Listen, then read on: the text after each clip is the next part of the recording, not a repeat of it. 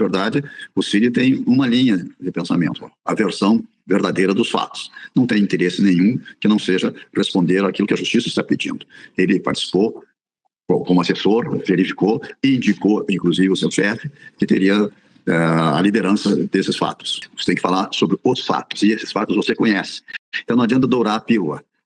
Quem doer, você vai ter que dizer a verdade, aquilo que você sabe, até para o seu próprio benefício. Né? Então foi uma conversa mais ou menos dura nesse sentido, e ele é um homem inteligente, sabe dos fatos, organizava, participava diretamente com o presidente, que era o maior interessado nessa reunião.